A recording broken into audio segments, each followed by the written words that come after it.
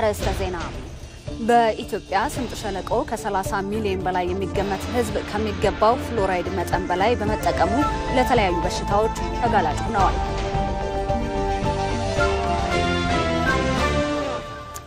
በኢትዮጵያ የሳተላይት እድገት ጥሩ መነቃቃት አሳይቶ የነበረ ቢሆንም አሁን ላይ ወደ ኋላ መመለሱን በዘርፉ ጥናት ያደረጉ ባለሙያዎች ገለጹ።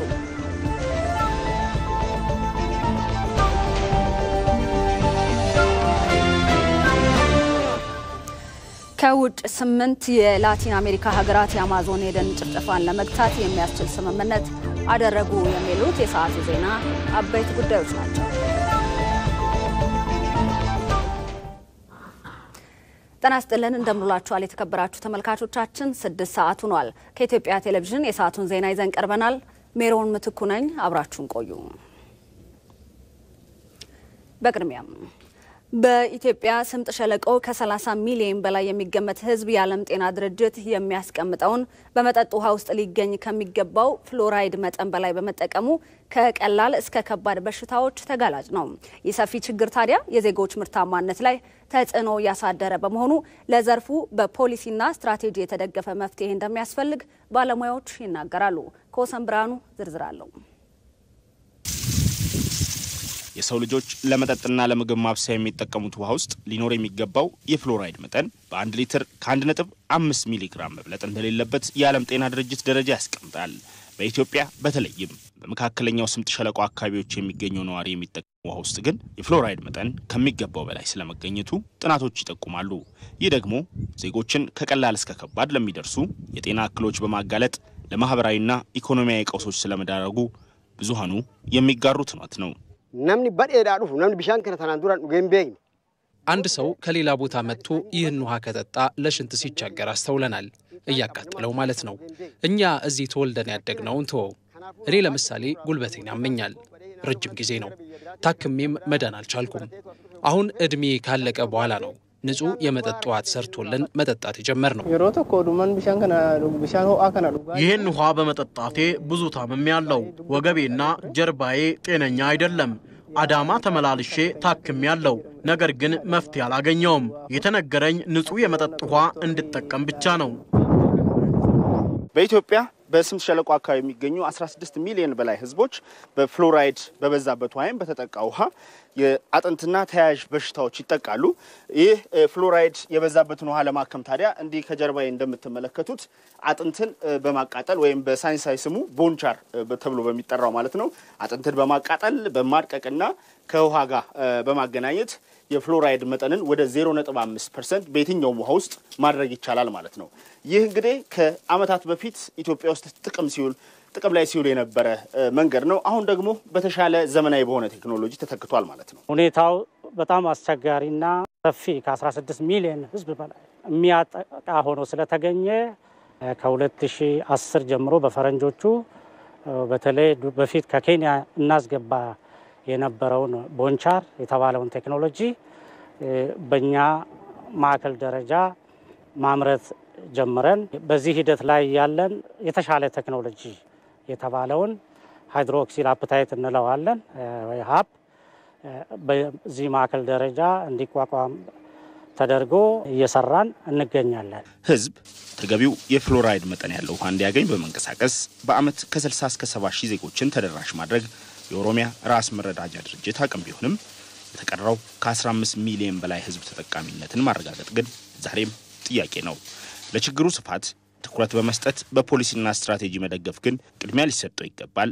የአቶ ጌታቸው ሐሳብ ነው። ፍሎራይድን ከውሃ የመቀነስ ጉዳይ ትኩረት ተሰጥቶት በፖሊሲ መልክ በተለይ ሁለቱ ሴክተር መስሪያ ቤቶች የውሃ ሚኒስቴርና የጤና ሚኒስቴር ከማዕከለኛ ስምጥ ሸለቆ ባሻገር እንደ ሀገርም ትኩረት ተሰጥቶት አስፈላጊ ጥናት ተደርጎ መቀነስ የሚቻልበትን ስትራቴጂ ተነድፎ ከፖሊሲውም ባሻገር በሚያቀዷቸው ስራዎች አብረን ይሄንንም ቴክኖሎጂ የምናሰፋበት ሁኔታ ብታይ እነዚህን ችግሮች መፍታት ይቻላል። ለመጠጥና ለምግብ ማብሰያ ውሃ ውስጥ የፍሎራይድ መጠን ከሚገባው በላይ ሲበዛ ወይም በሊትር ከ4 ሚሊ ግራም በላይ ሲሆን የአጥንት መገጣጠሚያ ችግር በመፍጠር እንቅስቃሴን ይገድባል።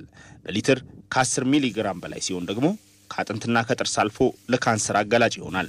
በኢትዮጵያ በመካከለኛው ስምጥ ሸለቆ የሚገኘው ማህበረሰብ ለመጠጥነት የሚጠቀመው ውሃ ውስጥ በሊትር ስንት ሚሊግራም ፍሎራይድ ይገኛል ብለው ያስባሉ?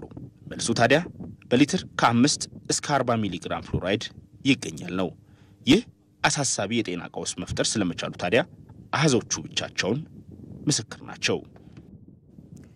በተመሳሳይ ዜና በውሃ ውስጥ ያለ የፍሎራይድ መጠንን ለመቀነስ የተለያዩ ቴክኖሎጂዎች ተግባር ላይ ይውላሉ። ሪፖርተራችን ኮሰን ብርሃኑ በቦንቻር እንዲሁም ዛሬ በዓለም አቀፍ ደረጃ ተመራጭ የሆነውን ሃይድሮክሲል አፒታይተስ ወይም በኬሚካል ፍሎራይድን የማከም ሂደትን በአንጻራዊነት ያስመለክተናል።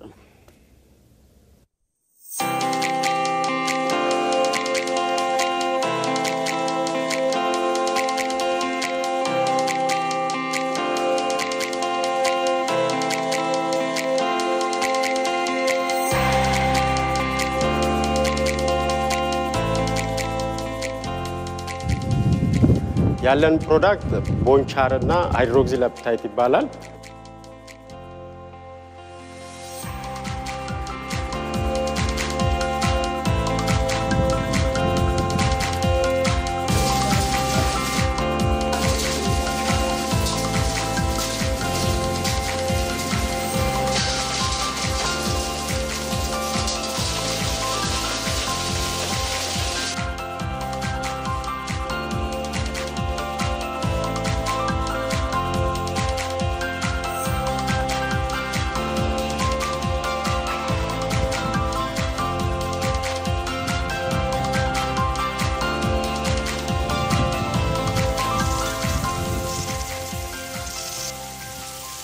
ቦንቻሮን ለውሃ ለፍሎራይድ ማጣሪያ እንጠቀማለን። ቦንደስት የሚባሉ እንደ ተረፈ ምርት ለዶሮ መኖ የሚውል እንደ ሮ ማቴሪያል የሚጠቀሙበት እሱን እናዘጋጃለን።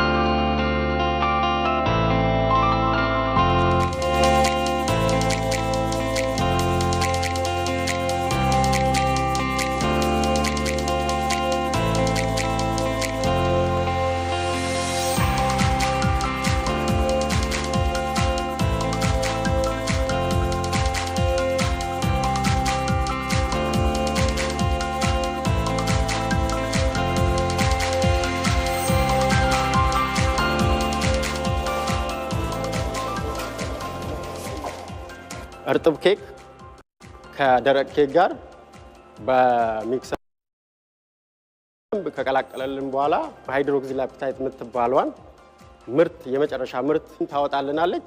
አሁንም በኤሌክትሪክ ማድረቂያና በፀሐይ ካደረቅን በኋላ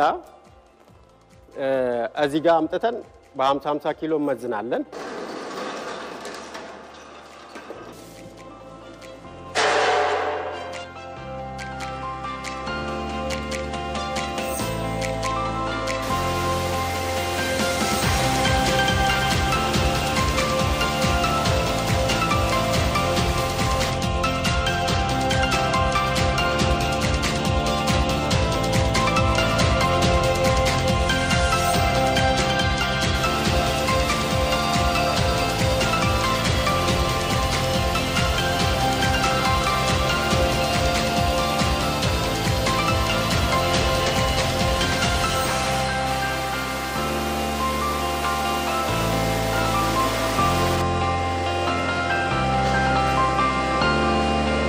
ሃይድሬት ላይሙን ከዚህ ከኢትዮጵያ ውስጥ እናገኛለን። ሌላኛውን ደግሞ ከቤልጂየም፣ ከታይዋን፣ ከታይላንድ ከውጭ ሀገር ነው በኢምፖርት መልክ የሚመጣው። ብዙውን ጊዜ አሁን ይህንን ቴክኖሎጂ ለማስቀጠል በደንብ ተደራሽነት ባለው መልክ ለመስራት ትንሽ ቻሌንጅ ያደረገን ፎስፈሪክ አሲድ ኢትዮጵያ ውስጥ አይደለም፣ ኢትዮጵያ ውስጥ አፍሪካ ውስጥ አይመረትም። ከአውሮፓና ከኤሽያ ነው ኢምፖርት የሚደረገው። ገበያ ላይ የለም እንደፈለግነው አናገኘውም። ስለዚህ እሱ ነው ትንሽ ገበያ ላይ ቻሌንጅ የሚያደርገን።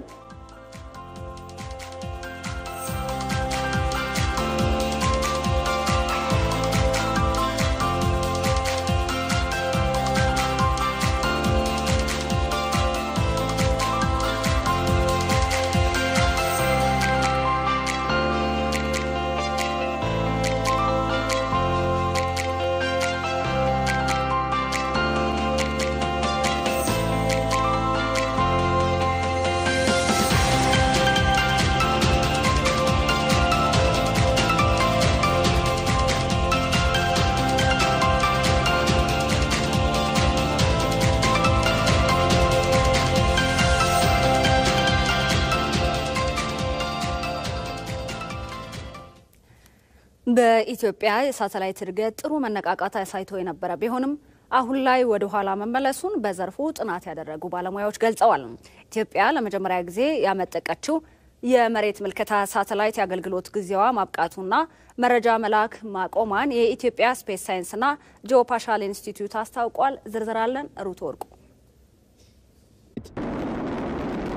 በኢትዮጵያ የህዋ ሳይንስ ጅማሮ እንደ አውሮፓውያን አቆጣጠር ከ1957 ጀምሮ ቢሆንም እድገቱ የእድሜውን ያህል አለመሆኑን በዘርፉ ጥናት ያደረጉ ባለሙያዎች ይገልጻሉ። ኢትዮጵያ በታሪኳ ለመጀመሪያ ጊዜ ኢትዮአርኤስኤስ-1 የሚል ስያሜ ያላትን የመሬት ምልከታ ሳተላይት ማምጠቋ ለዘርፉ እድገት ተስፋ ሰጥቶ የነበረ እርምጃ ነው ሲሉም ባለሙያዎች ይገልጻሉ። የመጀመሪያው ሳተላይት እስከምትመጥቅ ድረስ የኢትዮጵያ ስፔስ ኢንዱስትሪ የተሻለ መራመድ ነገር ታይቶበት ነበረ። ከዛ ከመጠቀች በኋላ ግን አሁን ለምሳሌ ጊዜዋን አብቅቷል። የእንቅስቃሴው ትንሽ የመዳከም ነገር የታየበት ይመስላል። የሳተላይት ማምጠቂያ ቦታ መገንባት ቢቻል ለማምጠቂያ ቦታ መዳረሻ መሆን እንችላል። ከ3 ዓመት በፊት 13.7 ሪዞሉሽን ያለው መረጃ እንድትልክ ወደ ህዋ የተላከችው የመጀመሪያዋ የመሬት ምልከታ ሳተላይት አሁን ላይ መረጃ መላክ ያቆመች ሲሆን የአገልግሎት ጊዜዋም አብቅቷል። ኢትረስ 1 መጀመሪያ ላይ ስትመጥቅ 2 ዓመት ተኩል ህዋ ውስጥ እንደምትቆይ ነበር። ከተያዘላት ጊዜም ጨምራ ከ6 ወር በላይ ቆይታለች። ተጨማሪ ጊዜ ማለት ነው። አሁን ላይ ወደ ሪታየርመንት ለመግባት የተዘጋጀች ነው ማለት ነው። ይህች የመጀመሪያዋ የመሬት ምልከታ ሳተላይት መረጃን ከመላክና በጥቅም ላይ ከመዋል ይልቅ ሳተላይት የመቆጣጠር ልምድ ተገኝቶባታል ወደሚለው የሚያደላ አስተዋጽኦ እንደነበራትም ይገለጻል። ከመረጃው ባሻገር ግን ይሄ ፕሮጀክት የተማርንበትም ነው። የመጀመሪያው እንደመሆኑ መጠን ሳተላይትን በጋራ ማልማትም ከመጠቀ በኋላ መቆጣጠር እንደገና ደግሞ የተገኘውን መረጃ ተንትኖ መጠቀምም የመጀመሪያ ኤክስፒሪየንስ ነው። ሳተላይት መረጃን ከመጠቀም አንፃር ቀደም ሲል ሌሎች ፍሪሊ የሚገኙ መረጃዎችን የመጠቀም ልምዱ አለ፣ ግን ሳተላይት የመቆጣጠር ልምድ አልነበረም። እሱንም በሂደት ውስጥ አዳብረናል ማለት ነው። አሁን ላይ ሀገራዊ አቅም ተፈጥሯል። ተመለከቱት የብዝሃ የሳተላይት መረጃ መቀበያ ዲሽ ከተለያዩ 4 ሳተላይቶች መረጃዎችን ይቀበላል። የሚቀበላቸው መረጃዎችም ለተለያዩ ዓላማዎች የሚውሉ ለተለያዩ ተቋማት መረጃዎችን ያቀብላል። ሳተላይት መረጃ ገዝተን ነው የምናመጣው። ገዝተን ስናመጣ ደግሞ እነዚያ ሳተላይት ያላቸው ሀገራት የሚፈልጉትን ነው እንጂ የሚሰጡን የምንፈልገውን አይደለም። ስለዚህ ሌሎች ላይ ጥገኛ ነው የምንሆነው ማለት ነውና ከዚህ ከአንጻር በርካታ ጉዳት ነው ያለው።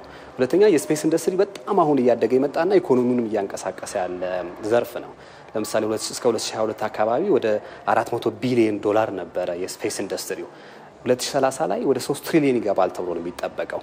እዚህ ውስጥ ገብቶ የራስን ድርሻ ለመውሰድ ማለት ከፍተኛ ጉዳት ነው ከኢኮኖሚው አንጻርና ስፔስንም አንድ የብሔራዊ ጥቅም ማስጠበቂያ ጉዳይ አድርጎ ማሰብ አለበት። ኢትዮጵያ ባላት የቆዳ ስፋት እስከ 30 የሚደርስ የመሬት ምልከታ ሳተላይት እንደሚያስፈልጋት ይገለጻል።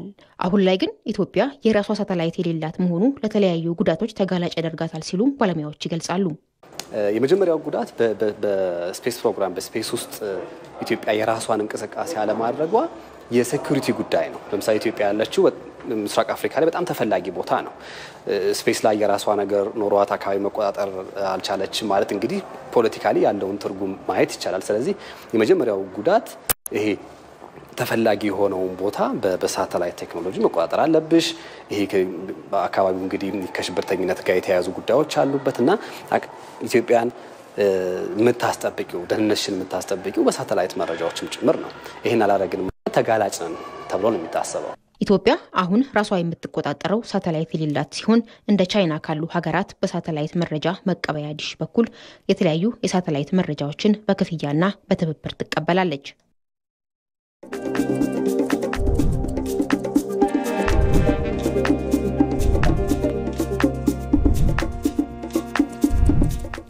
አሁን ደግሞ ወደ ሳምንቱን በታሪክ ጥንቅራችን እናልፋለን። በጣሊያን ፒያዛ ከተማ የተገነባውና በግንባታ እክል ምክንያት ተጣሞ የተገነባው የፒያዛ ማማ የግንባታ ሂደቱ 200 ዓመታትን ፈጅቷል።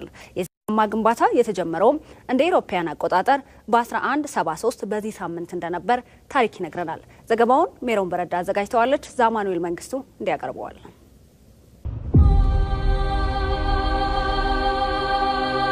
የ12ኛው መቶ ክፍለ ዘመን የኢጣሊያውያን የህንጻ ጠበብቶች ስህተት ውጤት ነው የዛሬው የሀገረ ኢጣሊያኑ የቱሪዝም ገቢ ምንጭ ነው ፒያሳ ዲ ሞራኮሌ። እንደ አውሮፓውያኖቹ አቆጣጠር በ1173 ነበር የኢጣሊያን የአሮናና ሴሪሾ ወንዞች መካከል በምትገኘው የፒያሳ ከተማ ላይ አንድ ትልቅ በእብነበረድ ያሸበረቀ የቤተ እምነት ደውል መደወያ ረጅም ማማ ለመገንባት እንቅስቃሴ የተጀመረው። በወቅቱ የኢጣሊያ የህንጻ ጠበብቶች በከተማይቱ ለመገንባት በእቅድ ከያዟቸው 8 ግዙፍ ህንጻዎች መካከል 3ቱን በ5 ዓመታት ጊዜ ውስጥ ያጠናቀቁበት ነበርና የአራተኛውን ግንባታ ማለትም ፒያሳ የሚል ስያሜ የሰጡትን ማማ ግንባታ ለመጀመር መሰረት አወጡ።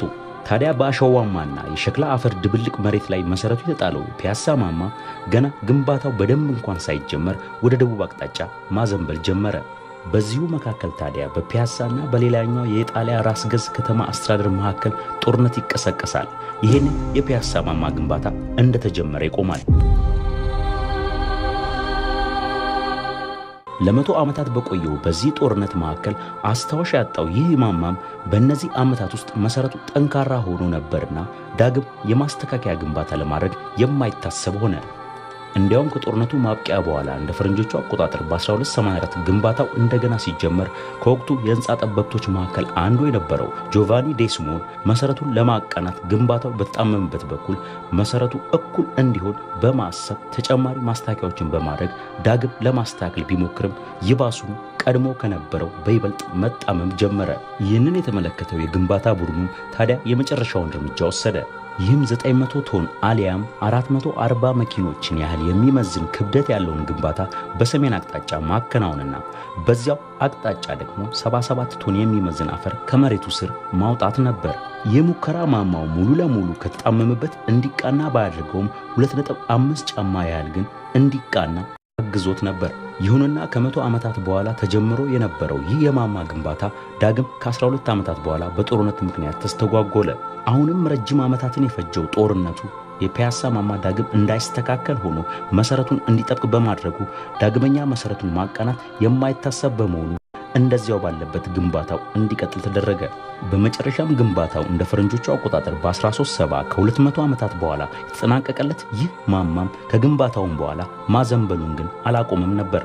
በየዓመቱ 0.5 ኢንች እየተጣመመ ይመጣ የነበረው ይህ ማማም በ1990ዎቹ 5.5 ዲግሪ ወይም 15 ጫማ የተጣመመ በመሆኑ ተደርምሶ ሰዎች ላይ ጉዳት ሳያደርስ በፊት ከአናቱ የነበረውን ደውል እንዲነሳና ለጎብኚዎችም ዝግ እንዲሆን ተደርጎ ነበር። ታዲያ ይህ አልሞት ባይ ተጋዳይ የሆነው ማማ ከ638 ዓመታት በኋላ እንደ ፈረንጆቹ አቆጣጠር በ2008 ወደ አንድ ጎን ማዘንበሉን ሙሉ ለሙሉ አቆመ።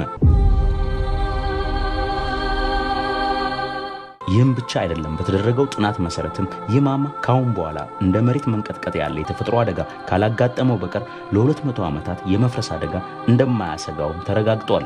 ይህ በህንጻ ጠበብቶች ስህተት የተጣመመው የፒያሳ ዲ ሞራኮሌ ማማ ታዲያ ዛሬ ላይ በየዓመቱ 5 ሚሊዮን ቱሪስቶችን በማስተናገድ ለኢጣሊያን ቱሪዝም ከፍተኛ ገቢን ያስገኛል።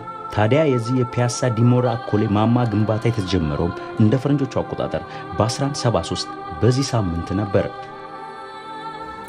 በዛሬው የትራፊክ ጉዳያችን የምንመለከተው በትራፊክነትና በእጀባ ላይ ወደ 25 ዓመታት የሚጠጋ ጊዜ ያሳለፉ ግለሰብ ናቸው። ስለሙያውና በሙያው ውስጥ ያሳለፉትን ውጣ ውረድ አስመልክቶ ሪፖርተራችን አለሚልፉ አነጋግራቸዋለች። ከራሳቸው አንደበት እንከታተል።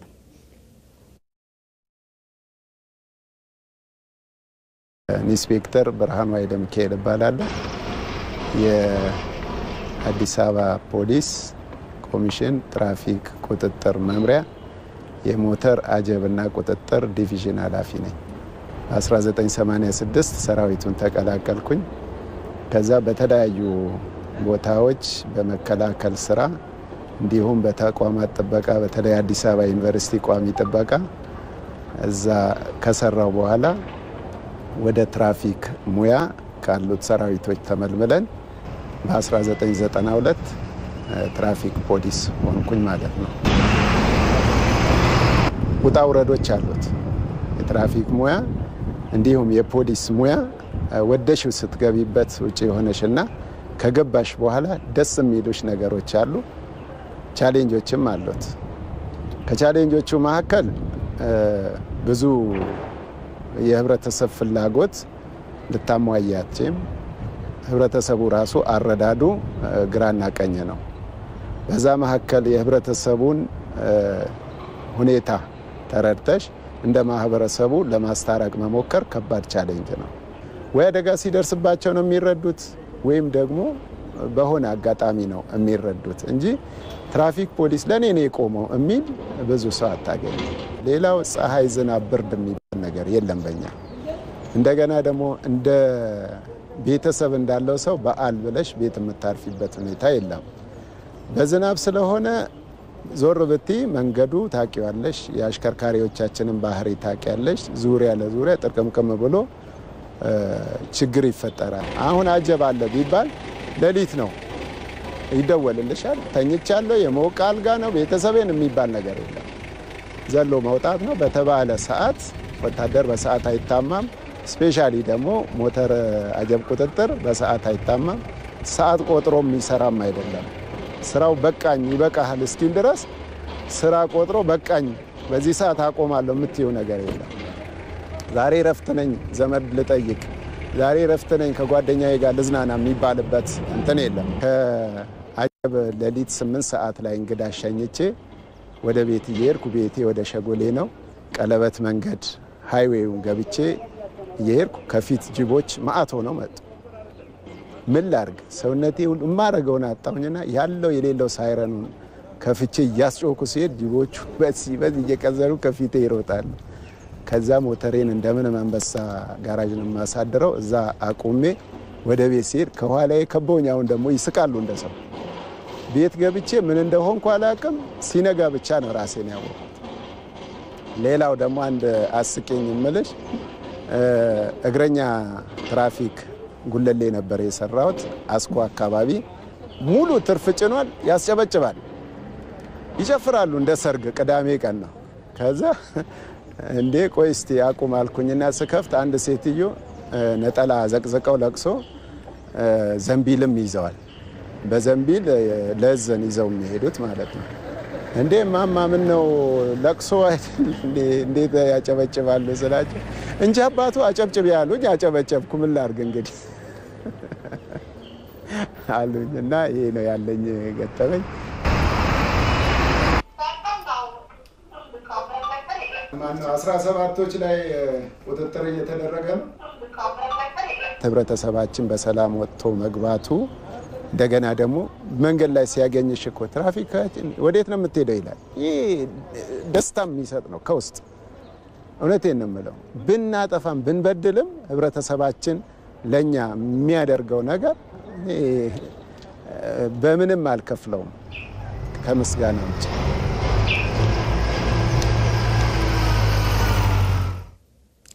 በመጨረሻም የውጭ ዜና 8 የላቲን አሜሪካ ሀገራት የአማዞን የደን ጭፍጨፋን ለመግታት የሚያስችል ስምምነትን አደረጉ።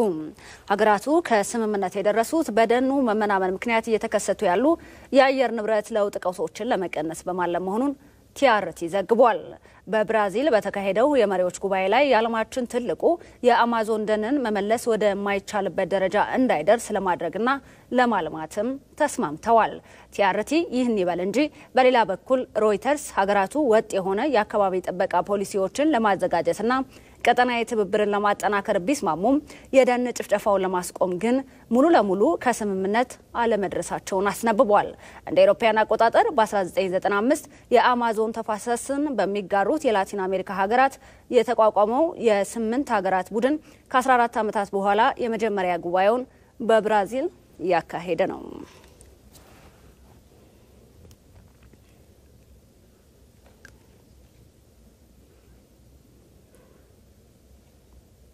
ዜናው በቃ ሜሮን ምትኩ አብሬያችሁ ቆይታ አደረኩኝ። ቢዝነስና ስፖርት ሰዓታቸውን ጠብቀው ወደ እናንተ ይደርሳሉ። በሰላም ዋሉ።